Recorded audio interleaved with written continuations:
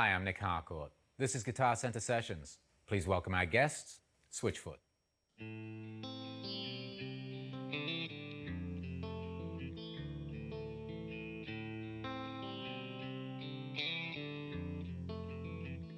singing, hey, you can't count us out. We've been running up against the crowd. Yeah, the dark horses. We're singing, wait, it's not over now. We've been down, but we've never been out. Yeah, with the dark horses.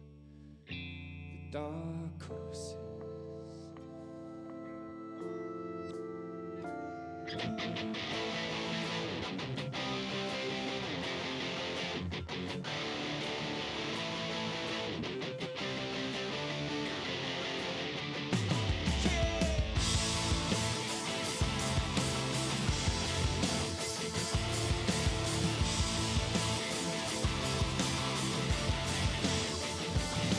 My mistakes, I seen my heart come. I got my scores. I've been to hell and back again. Born for the blue skies, wish about the rain. Born for the sunrise, wish about the pain. We're singing, hey, you can't count us out. We've been running up against the crowd.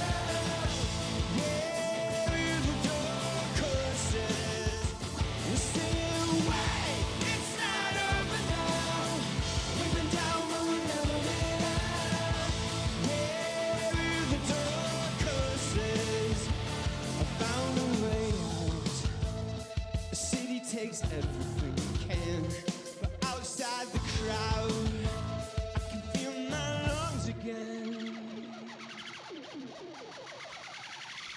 Born for the blue skies, wish about the rain. Born for the sunrise, wish about the pain. We're singing, hey, you can't count us out. We've been running up against the crowd.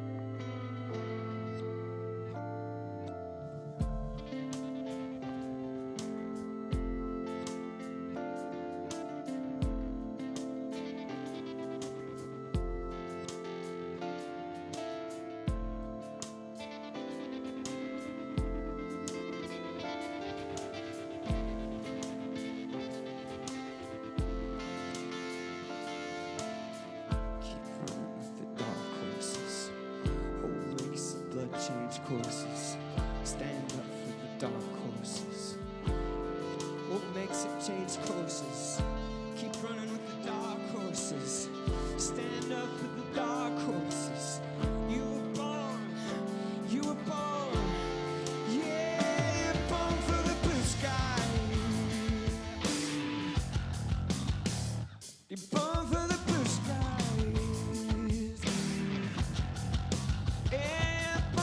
Sunrise.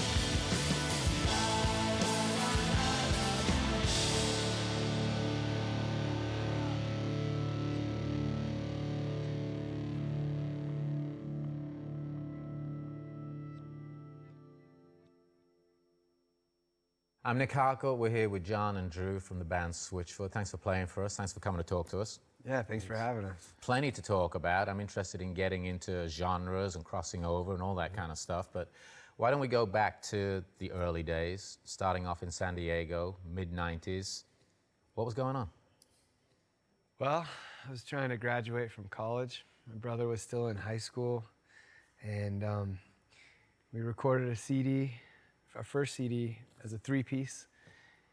And, you know, I guess, you know, priorities change, and dropped out of college, and here we are now, still playing rock and roll, you know? But in 1995, 96, what's going on in San Diego? San Diego was it still is probably one of my favorite places to see bands come up, because back then, even more so back then than now, there was very little delineation between one band and another based on this style or this style. It wasn't so much of a scene built around chord structures or which type of pedals you use, but rather friendships, you know. And I have a deep amount of respect for a lot of the bands that kind of let us carry their gear in and hang out, you know, whether it's Boilermaker on through to you know, Heavy Vegetable and all these different bands that maybe no one else knows outside of San Diego, but they were kind of, it was an amazing time for just to see music be whatever you want it to be without having the boxes put out. Now, were these bands that you were looking up to at the time? Absolutely. Yeah, I mean, because I had never seen Led Zeppelin or U2 or anyone like that, but I'd seen Boilermaker play 7 or 8 times in my friend's backyard. Sure. What was it about those bands in your own town that turned you on to want to do it yourself? I'd always loved music, and you know, I was in a Led Zeppelin cover band in junior high. I think that was the turning point, making me quit the piano lessons and try and start playing guitar, you know. But for me, I think what I learned most from those bands was what to do off stage, and the idea that it's a communal experience, that music is this communal thing that we all share and partake in together. And a lot of the places where you know, these bands were playing, there was no stage. Mm-hmm. So you'd just be playing in a corner or something. Yeah, garage or right. whatever Loading it your is. own gear, and you know, people standing by the sides of the stage, and just, you know, not as much of a delineation between the band. Did you guys have a clear direction of what you wanted to do when you started, musically, what you wanted to say? Absolutely not. You know, you wrote songs about whatever's on the top of your head, and I think that maybe that hasn't changed. You know, but the thoughts, maybe the things that are on the top of your mind have changed over the years. At that point, again, the goal was still to graduate college, and rock and roll was just something to do on the side.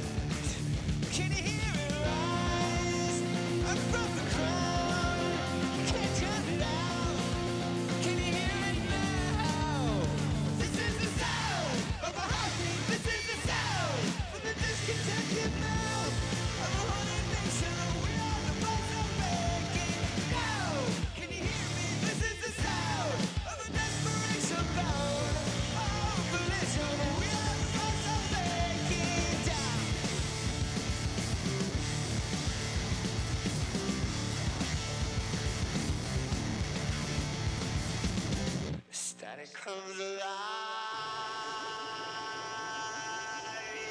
Yeah. Beneath the broken skies, John Perkins said it right. You said it right. Your love is the final fight. You sing it.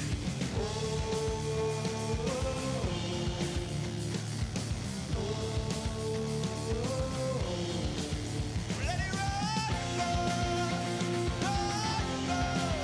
There is no soul louder than love. This is the sound of a heartbeat. This is the sound from the discontented mouth of a whole nation. We are the boss of breaking down. Can you hear me? This is the sound of a desperation bound. Our own collision. We are the boss of breaking. We're breaking down. Yeah, we're breaking down. Yeah, we're breaking down.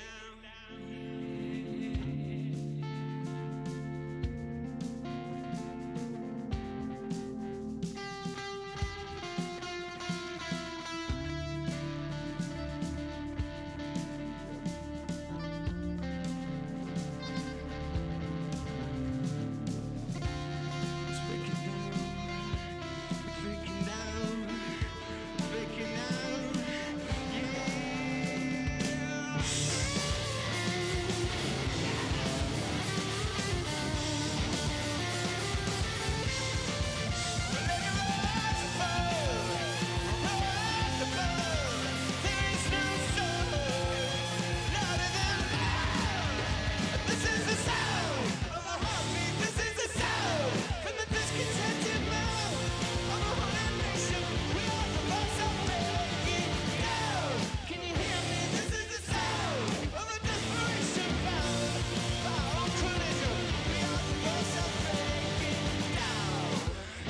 This is the sound, this is the sound. Go!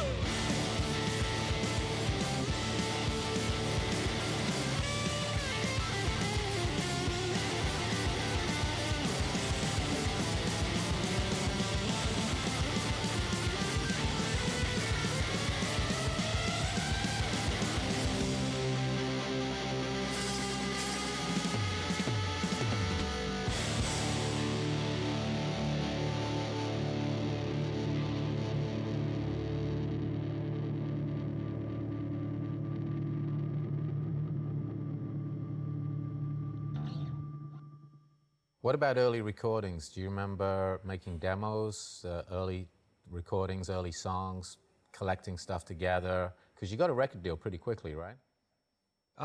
We were I was in a band in high school, and I remember saving all of my bus money to make a CD, and we were like, back then, if you had a CD, you were pretty cool, you know. None of the bands in high school had Yeah. CDs. So anyone could make a tape. Yeah, and it if was you all made a about the CD, cassette tapes. Right.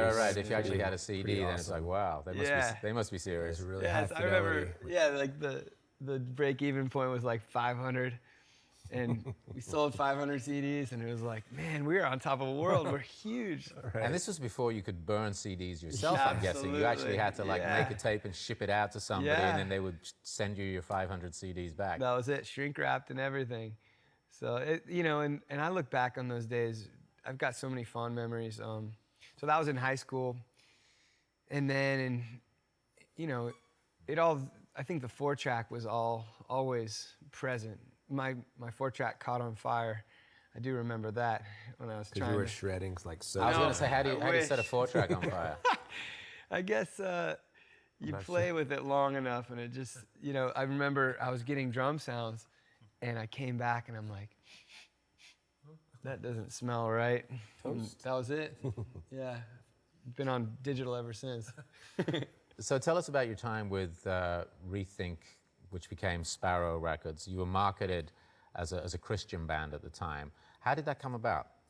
Well, we coming from San Diego, we've always been very upfront about our faith, what we believe in, not afraid to write songs about it. Playing in clubs, playing in bars. and then playing in churches, whoever would take us, you know. And Rethink, their approach to music was music for everyone. You know, let's make sure that CDs are in stores everywhere and also in churches.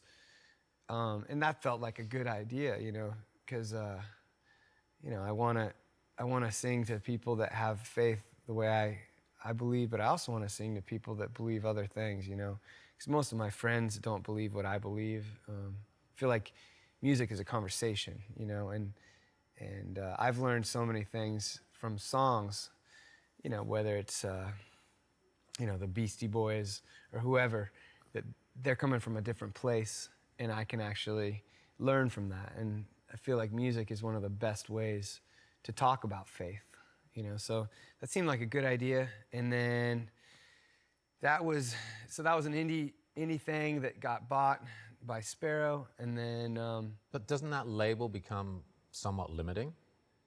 we didn't see it at the time as a limiting thing. We felt like it was simply an extension of who we were, you know.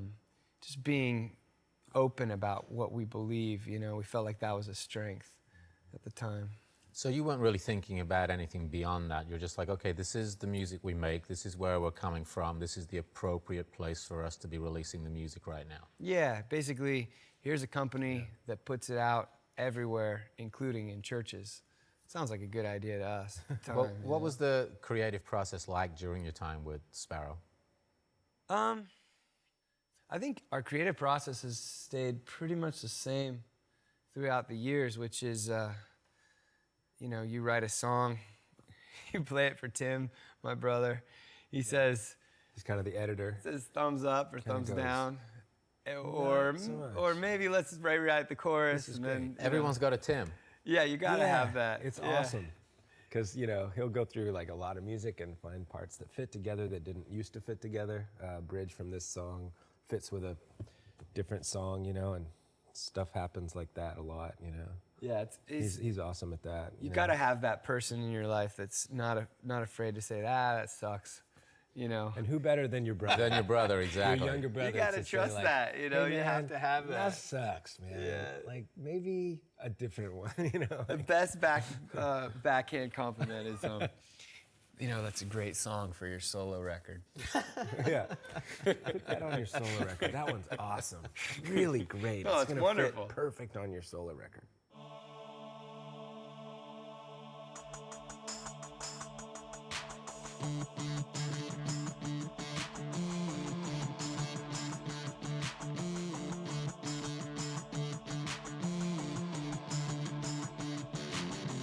Put your hands up open wide.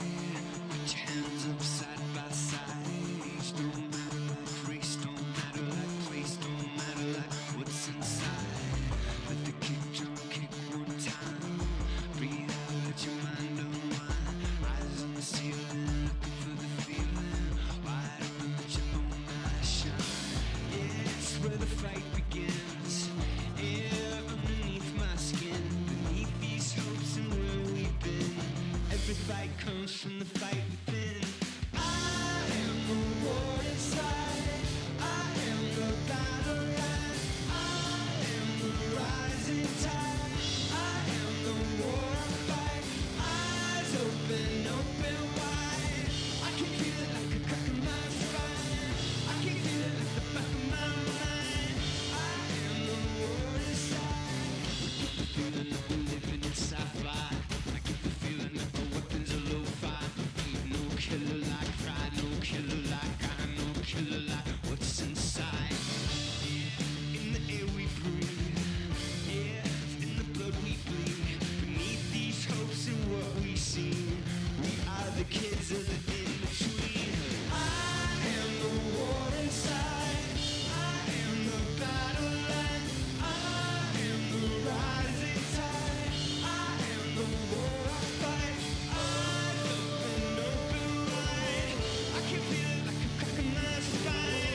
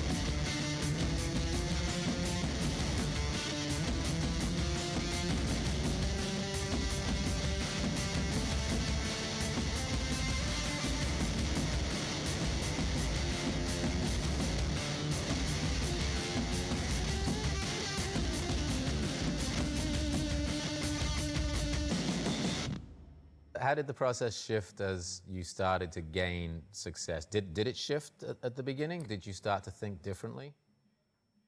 The only thing that changed for me as a songwriter was I remember distinctly our first trip overseas to the UK and realizing that people were listening to our music on a different continent. Maybe I should stop limiting my subject matter to simply what's going on in my dorm room, for example, you know.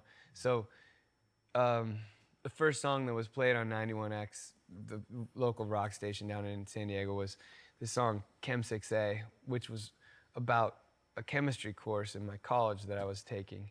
So you can see I'm pretty much just writing about the things I'm dealing with. That was the only thing that for me, I began to think, well, what do I have to say to the world at large outside of my dorm room? You know, what matters to me? What is worth writing a song about? And so I think that process kind of cemented the understanding of music as this amazing means of travel, that you can actually go to places that in your own life that don't make sense. You can go to these things, take girls, sex, God, politics, all these things that I really can't have a conversation with a stranger about. I can sing about it. I can come to an understanding about myself in the music, you know. And so I guess I kind of just started that journey trying to figure out, well, what's worth writing about? What are the contradictions in my own life that I'm trying to sort through? Was there anything in particular that you became aware of as a big contradiction that you needed to address through your music? I think everyone is a contradiction to some extent. You know, there's these things within us that drive us crazy about ourselves. There's, and I think whenever I approach a subject matter like politics that I have a hard time with, that I think, man, I hate that. Why is politics like that? Why does the world spin that way? I find that within myself as well. So I think a lot of the songs, instead of pointing the finger, I'm attempting to internalize it and understand the politician within myself that lies through his teeth, you know, that says what people want to hear. The conversations you're having within yourself? Yeah, you know, and just like, what are the voices that I listen to? The voices of defeat or the voices of, you know, the lies, the truth. What is it? How many voices you got up there? It depends, you know. There's a few. Wally, You know, some Sam, male, some Martha. female. It's some canine. But They've all got names? yeah, no, in all seriousness, like, you know, it's the most honest song is the best song. You know, that's kind of, I've heard you say that and it's just kind of one of our mantras, and sort of, you know, when you write a song that's at 3 a.m. in your bedroom with something you're dealing with, chances are a lot of other people are dealing with that too. If it's honestly something going on in you, you find that you're not alone. Like we think we're an island, but we're not. Like a lot of the things you're dealing with internally, the masses, people are in all countries and sorts are dealing with as well.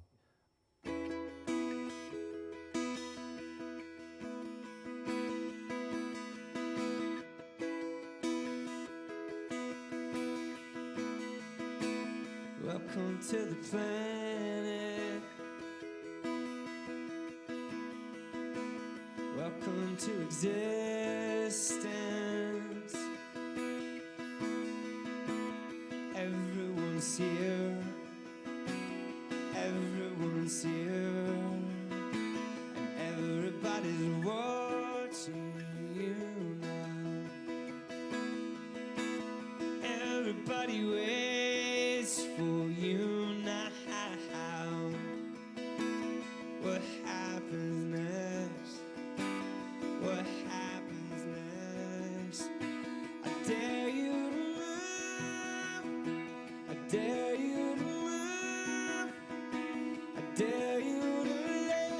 yourself up out of the floor. I dare you to move. I dare you to move like today happened. Today happened before.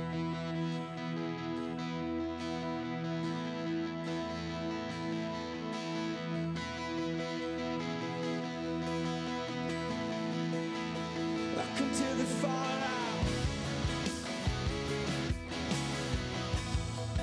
Welcome to resistance. Resistance. Tension is right here. Yeah, the tension is right here. It's between who you are and who you could be. It's between the way this world spins and how it should be. Yeah, I dare you to move. Dare you to move. Dare you to lift yourself up out of the floor. Dare you to move. Dare you to move like today happened. Today happened. Maybe redemption, a story to tell. Or maybe forgiveness is right where you fell.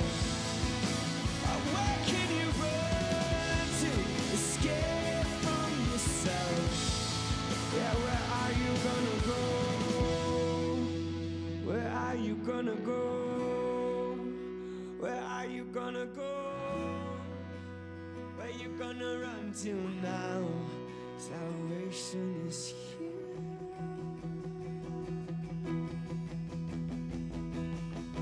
It's right here. It's right here. It's right here.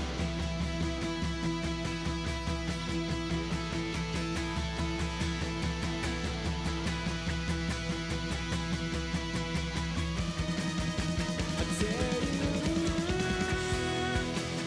Dare you to move. Dare you to let yourself, to live yourself off the floor. I dare you to move. I dare you to move. Cool like today happened. Today happened. Today happened. Today never happened before.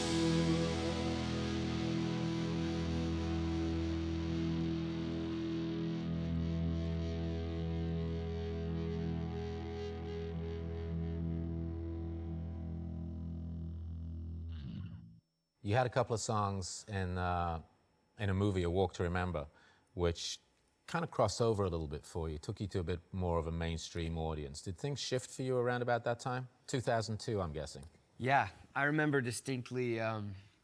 We came up here, and I think you weren't with us at think that I came to point. that, no. Yeah, I think there's just four of us at that point. We've grown. If we grow anymore, we'll be a ska band. Yeah, you just keep adding members. Yeah, yeah. But so we come up to the red carpet, and we're walking down this thing. We're thinking, this is so cool, and everyone, all the people asking questions are like, "Who are you?"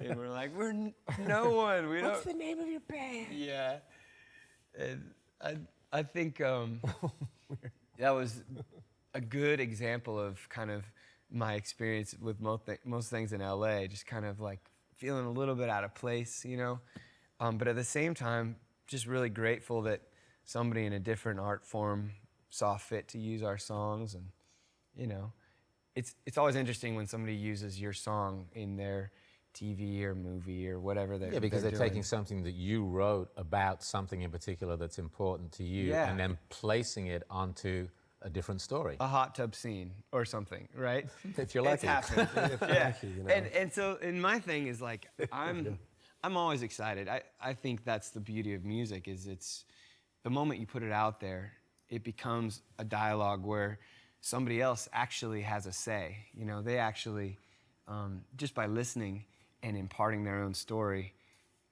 it suddenly becomes a dialogue rather than just a monologue, you know. So I'm never offended by where people put our music.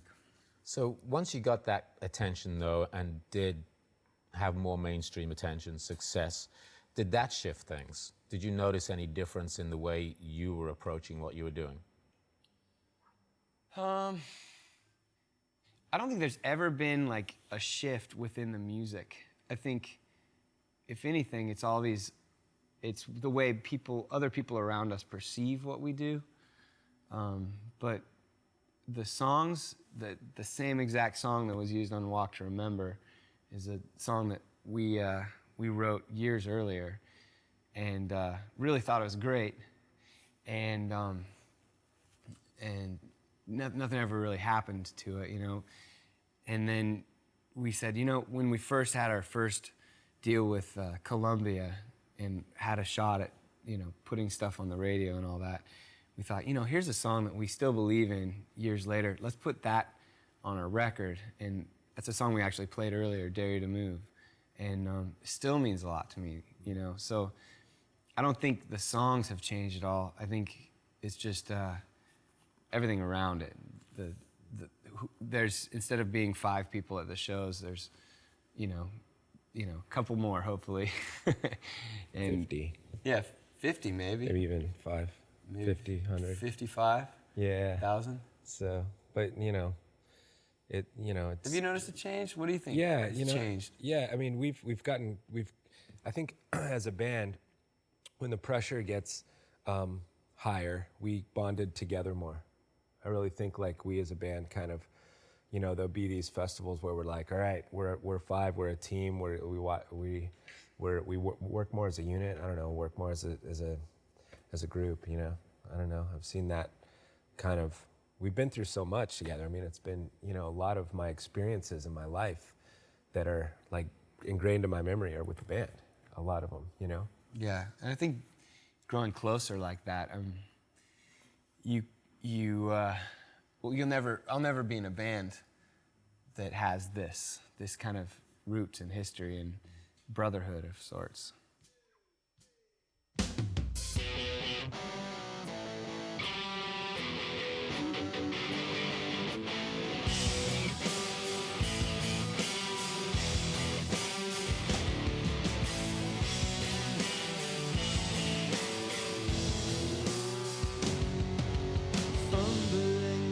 Confidence and wondering why the world is passing by.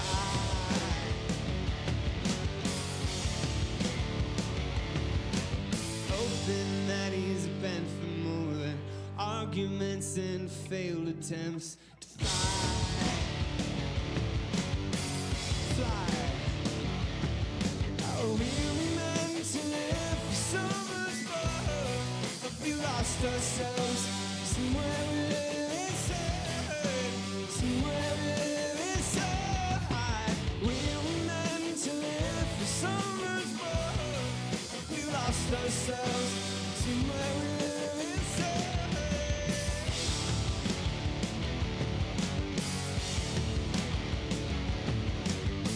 Dreaming about Providence and whether mice and men have got a second try.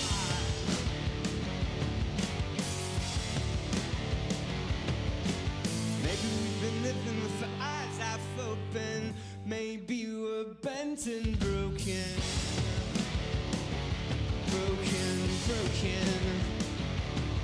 Oh, we were meant to live for so much more. We lost ourselves, somewhere we live inside, somewhere we live inside.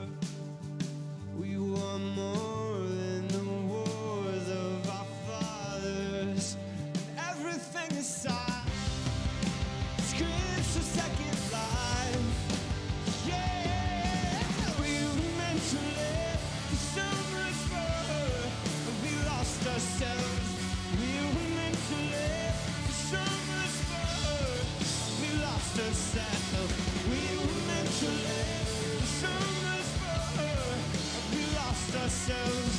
We were meant to live. We were meant to live.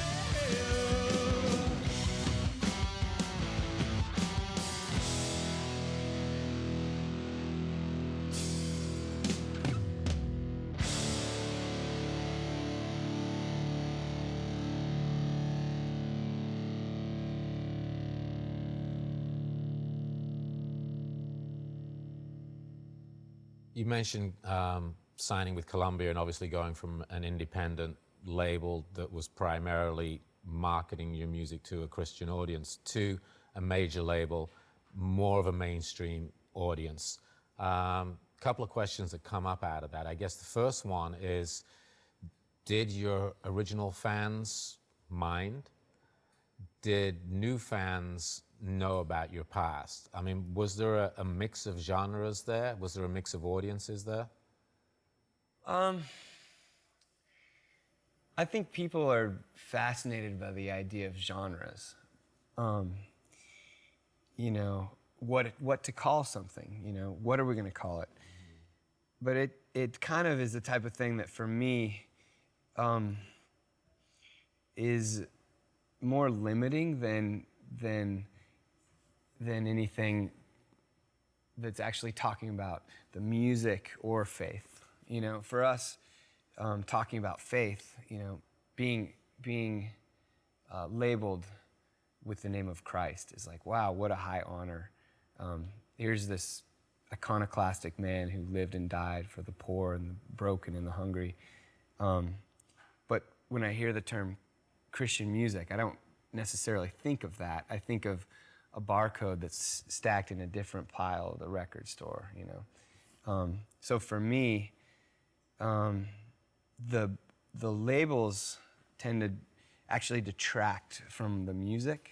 Well, there's got to be challenges within that then, surely. Yeah, and so for us to be able to say, yes, I hope someday someone will say of my life that it is Christ-like in some way, you know, that would be the highest honor.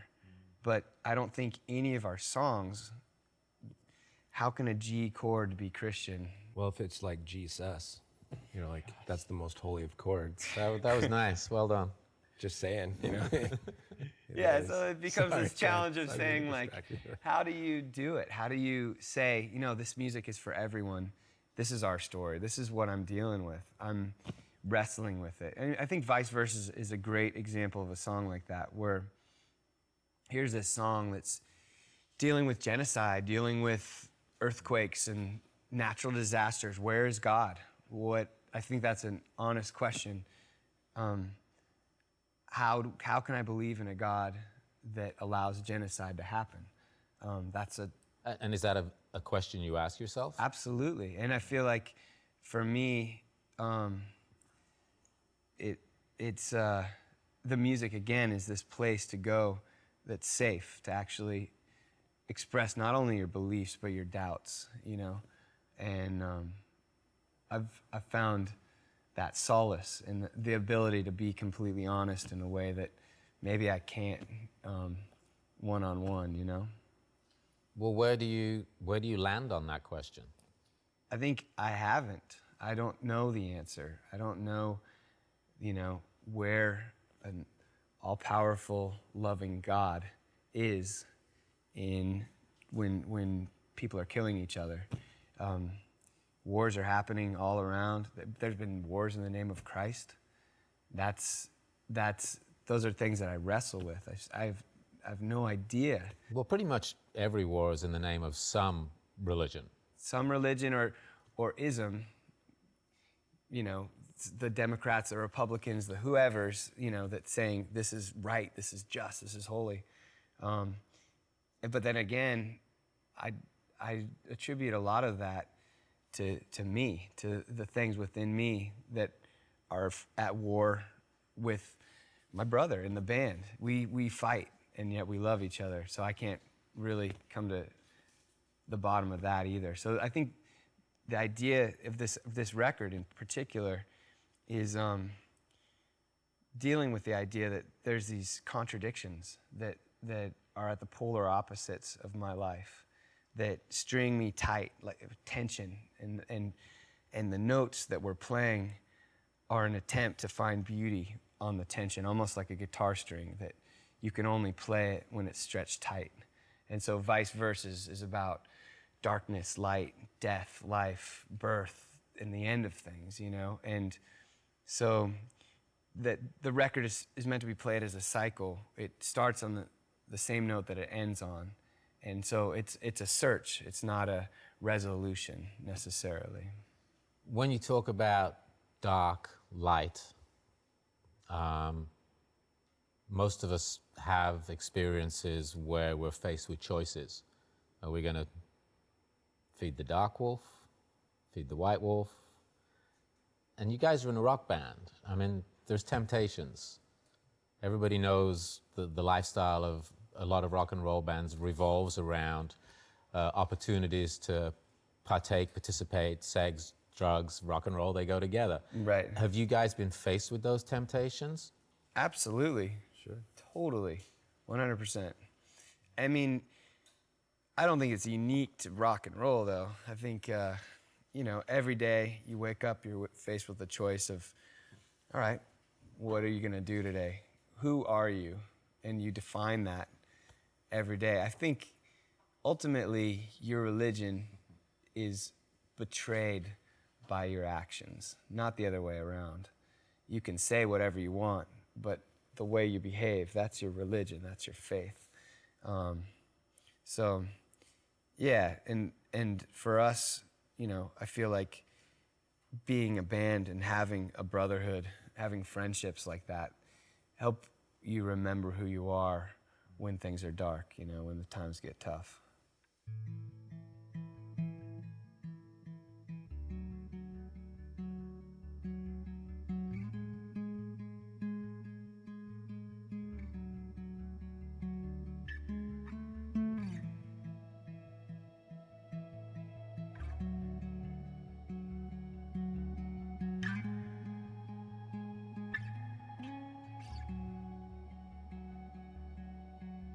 Walking along the high tide line, watching the Pacific from the sidelines. Wondering what it means to live together, looking for more than just guidelines, looking for signs in the night sky, wishing that it wasn't such a nice guy. Wonder what it means to live forever, wonder what it means to die. I know that there's meaning to it all,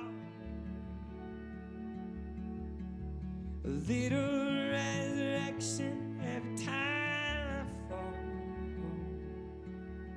You got your babies, I got my hearses, every blessing comes with a set of curses. I got my vices, got my vice verses, I got my vice verses.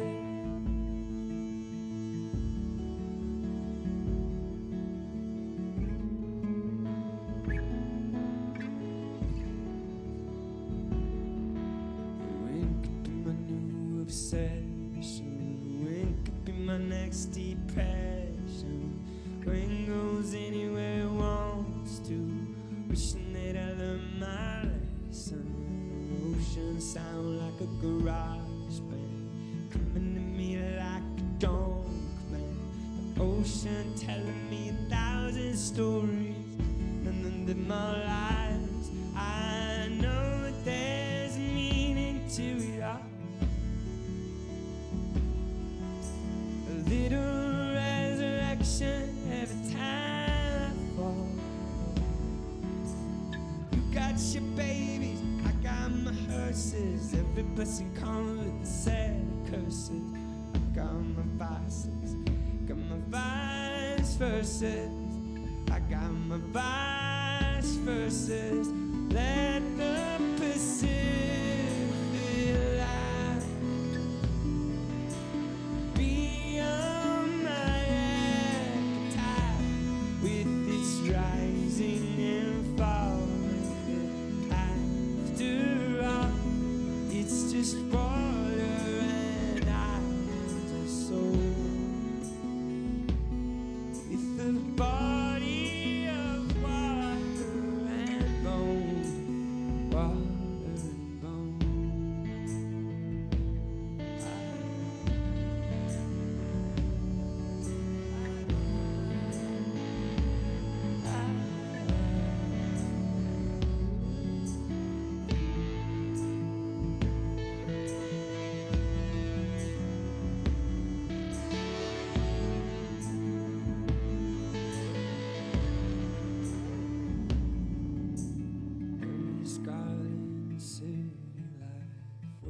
is God in the city light? Where is God in the earthquake? Where is God in the genocide? Where are you in my broken heart? Everything seems to fall apart. Everything feels rusted over. Tell me that you're there. I know that there's a meaning to it all. A little resurrection every time I fall. You got your baby, I got my hearses. Every blessing comes with a set of curses. I got my vices, got my vice verses. I got my vice verses. Yeah.